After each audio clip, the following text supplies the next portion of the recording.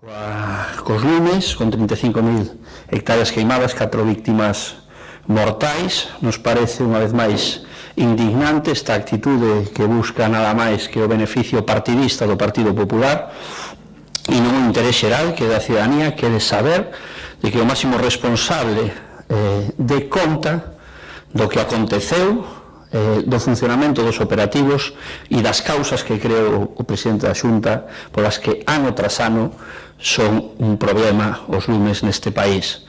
É indignante que se busque nada máis que ese beneficio partidista con excusas como as que manifestou o portavoz popular na Xunta de Voceiros de que fai falla compilar toda a información, incluso agardar a que se saiban as causas de todos os lumes. Bueno, pois, entón faremos esta comparecencia dentro de 2 ou 3 anos. Ben, pero eso sí, a Conselleira de Medio Rural, se vos lembrades, xa dixo na comparecencia no Parlamento do ano pasado que o 100% dos lumes foran provocados. Bueno, eu creo que hai que pedir un pouco de rigor e de dignidade cando se fala no Parlamento galego. Esas arroutadas non se poden permitir. Como se pode decir en sede parlamentaria nunha comparecencia da Conselleira de Medio Rural que o 100% dos lumes son provocados? Que probas ten para decir eso?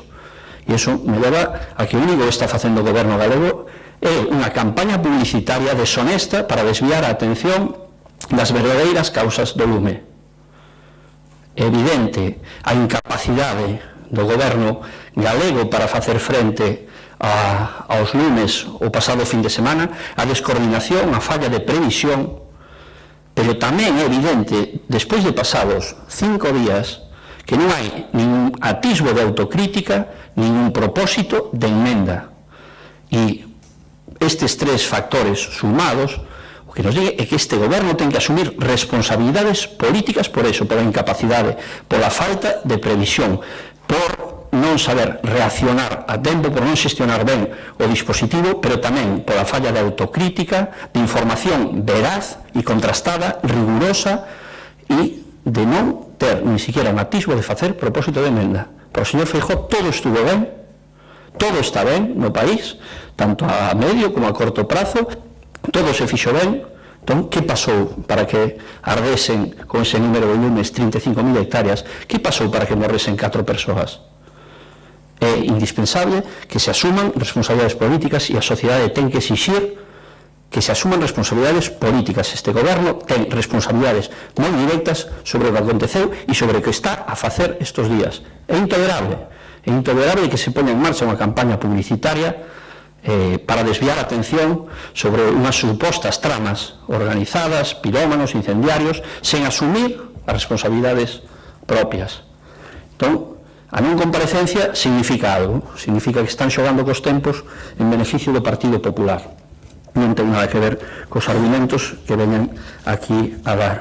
Por outra banda, outra das cuestións é a entrada hoxe pola mañán do proxecto de orzamentos do 2018, bueno, na Xunta de Voceiros unha cuestión interna sin importancia cara fora, que a nos dan un calendario de orzamentos para que digamos amén a eso, e eso se chama audiencia para os orzamentos. Bueno, pois o rodillo do Partido Popular impón ese calendario sin ni siquiera poder previamente nos analizado para poder facer un bon traballo, pero eso xa estamos acostumbrados a que non debería de ser así. Ben, pois estes orzamentos, unha vez máis, previsibles, pero son insuficientes, insensibles socialmente e mentireiros. Falaba antes da credibilidade que pode ter un goberno que se lanza a decir que o 100% dos lumes foron provocados sin ter probas. Bueno, pois poderíamos tirar de hemeroteca e escoitar ao señor Feijóo dicindo en agosto, cando se aprobou o teito de gasto, que o teito de gasto se incrementaba ao 5,4%. Ben, nós xa criticamos, non se incrementaba o 5,4% daquela, o que se incrementaba era exactamente a mesma porcentaxe que se incrementan agora os orzamentos. Un 2,83%, creo, que é o dato que é exacto. Por tanto, bueno, lanzan datos ao show e aquí non pasa nada. É dicir, venden un 5,4% en agosto de subida, venden esa mercancía e agora un 2,83, como xa dicíamos nós. Pois moi ben, é que se non hai ese mínimo de rigor, pois é imposible, non? A xente se lle dan datos ao show. Despois, son insensibles socialmente. porque ata o Partido Popular está recoñecendo de que ante recuperación económica en termos de crecemento do PIB, que para nós non medimos a recuperación económica en termos de PIB, pero iso está ben que hai moita xente que queda fora desa recuperación. Quedan fora desa recuperación os miles e miles de desempregados de longa duración que hai neste país. Máis de 70.000. Os fogares sin ningún tipo de ingreso. A xente que día a día é expulsada das súas casas. Os dependentes que teñen unha lista de agarda de 26.000 persoas para siquiera a valoración. Os dependentes nunha Galicia que está por debaixo da media dos datos de dependencia en canto a prestacións efectivas por beneficiario e en canto a beneficiarios en relación coa poboación. Bueno, pois, se un goberno é sensible socialmente, parte desa situación de emerxencia social e elabora uns orzamentos para sacar a esa xente desas situacións, por lo menos para intentalo. E o goberno galego que fai o contrario, parte da ortodoxia da troika, do teito de gasto e da ortodoxia económica e despois trata de encaixar sin dar solución a todos estes problemas. Son insuficientes e insensibles socialmente ca situación de moita xente e especialmente injusto da xente porque cando parece que no ambiente hai esa sensación de recuperación hai xente que sigue igual que fai 3 ou 4 anos. E esa xente está máis esquecida que nunca. Está máis esquecida que nunca no discurso e nos números deste orzamento. E depois é mentireiro, e hai que decirlo, porque no propio comunicado e na comparecencia do conselleiro Valeriano Martínez, pois se di que ese incremento orzamentario, o que xa se marcou no teito de gasto de agosto, ninguna novedade, vai estar dirixido, e di no comunicado, se me lembro ben, a 3 cousas: gasto social, innovación e emprego. Ben, vamos a conta xeral de 2016, Plan Galego de Innovación e Investigación, créditos iniciais 77 millóns de euros, modificación de crédito a mitad del curso para baixado a 57 millóns de euros, isto non sale nos periódicos, se nos vende 77 millóns a bombo e platillo, se rebaixan a 57 millóns de euros, que son os créditos definitivos, e se executan 46 millóns de euros. Facedevos a porcentaxe do que é isto. Subfunción de emprego estable de calidade, un dos obxectivos, emprego estable de calidade. Sabedes cantos millóns quedan sin executar xa na conta xeral oficial de 2016, no exercicio de 2016, 54 millóns de euros, con 200.000 desempregados neste país, con perto de 100.000 desempregados de longa duración, máis de 2 anos, sin poder atopar emprego, con 70.000 fogares sin ningún tipo de ingreso, 54 millóns de euros, 64% de execución. Ou formación para o emprego, exactamente se executou 50%, con 56 millóns de euros sin executar.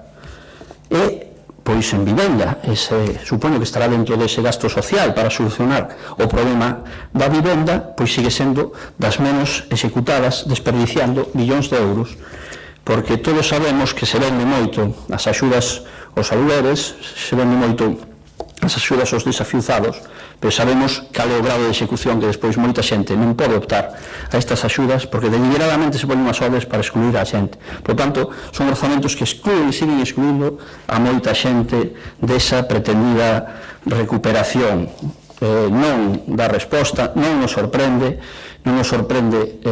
esta marcha, un goberno ademais donde ten os peores comportamentos de todas as comunidades autónomas en canto a destrucción de emprego.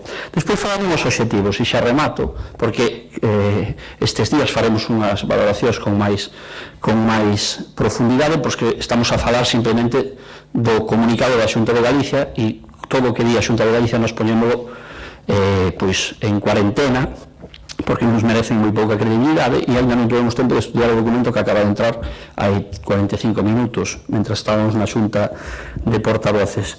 Pero o señor Feijóo e o señor Valeriano Martínez prometen 17.500 creación de 17.500 empregos. Ben, pois varias cuestións. Hai que decir que neste país hai 123.000 empregos menos que había en 2009, que, segundo datos oficiais da EPA, dende 2016 ata os últimos datos de 2017 temos 1.000 ocupados menos. datos de finais de 2017 a segundo trimestre de 2017, datos oficiais de EPA, temos 1000 empregados menos no que vai deste ano, e pretenden facernos creer que de repente para o seguinte exercicio vamos a crear 17.500 empregos, pero máis necesitaríamos, non sei se son 7 anos ou 6 e medio, para recuperar os empregos que había neste país cando chegou o señor Feijóo ao goberno. E máis, o señor Feijóo tamén, outras promesas que lanzou no discurso de investidura, se non me equivoco, prometeu nesta legislatura 100.000 empregos. Pois, se o 2017 vai como vai, o 2016 o que quedaba foi como foi, e nos promete 17.500 para 2018, non me salen as contas. Non me salen as contas deses 100.000 empregos. Por lo tanto, supoño que haberá que pedir pelo menos rigor, non? Porque non se poderá aquí vir a prometer o ouro de mouro sin que despois se lle fiscalice a un o cumprimento das súas promesas. Por lo tanto, unha decepción máis dun goberno que é incapaz de darlle solución á xente, que é injusto cos máis desfavorecidos, que non nos atende e que non ten ningún tipo de sensibilidade social. Nada máis pola miña parte. Se tedes preguntas. Sí, é que se asuman responsabilidades políticas, quen debería dimitir? A conselleira, tomar unha dos outros, dous? Nos creemos, pensábamos que nunha democracia normal o primeiro sería dar explicacións do que aconteceu, pero como non se dan as evidencias e como se está actuando agora, se teñen que adoptar as responsabilidades políticas ao máis alto nivel. Nos creemos que se deben de dar explicacións, pero se deben de adoptar as responsabilidades políticas ao máis alto nivel, porque é intolerable que non se este dando un debate honesto e unha información honesta. Aquí hai varias cuestións postas en entredito que non se están contestando. O colapso de 112. Como é posible que o señor Rueda non saia a decir canta xente estaba traballando no 112 e cantas chamadas se recibiron no período de tempo do sábado ata a madrugada do domingo?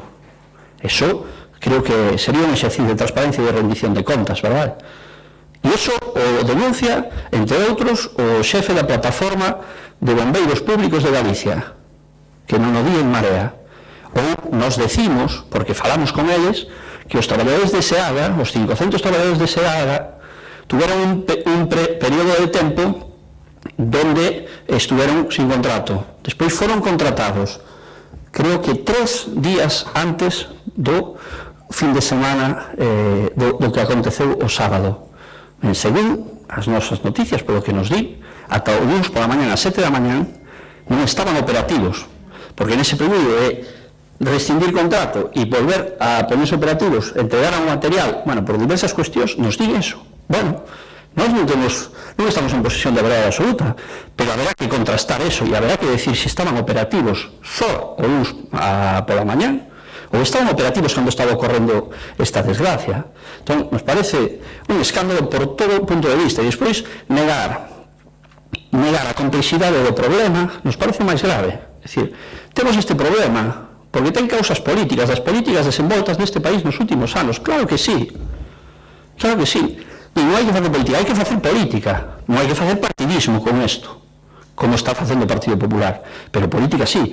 O desorden territorial, onde se deixaron construir vivendas, onde se deixan plantar árboles, como se abandona o medio rural, como se abandona o monte, canta superficie do monte está abandonado, o que din os expertos, etcétera, etcétera. Se non abordamos, se non podemos dar, porque nos negan a posibilidade de dar un debate complexo, porque nós non decimos que isto teña unha solución fácil, pero estamos dicindo que con este goberno seremos incapaces de solucionarlo, porque teñen a intención, e o están manifestando, de seguir negando ningún tipo de inconveniente e seguir aplicando as mesmas políticas que nos trouxeron aquí: o abandono, o envellecemento, o desorden territorial, o abandono do monte, o monocultivo de especies pirófitas, Ademais, en lugares onde non deberían de estar plantados, negar que houve reforestación ilegal de terras agrarias, etc., etc.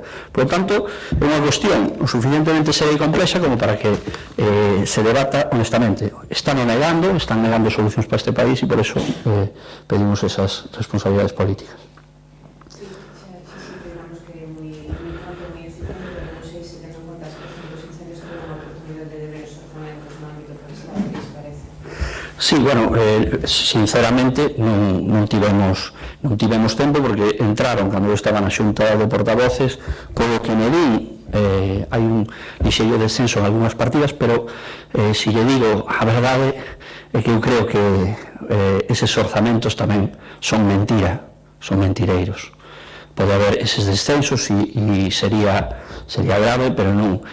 A cuestión é que desde o ano 92 está vixente o Plan Forestal de Galicia, que decía que había que invertir a tendencia de gastar menos en extinción e máis en prevención e en algo que non é prevención, que o monte este vivo, este cuidado, etc. Están incumplindo o Plan Forestal Galego dentro do primeiro ano, como digo, o Consello de Contas. Entón, pois creo que o cambio ten que vir por cambios máis profundos. Se analizamos nas próximas horas con máis detalle o orzamento e vemos algunha cuestión chamativa a ese respecto, pois tamén o trasladaremos.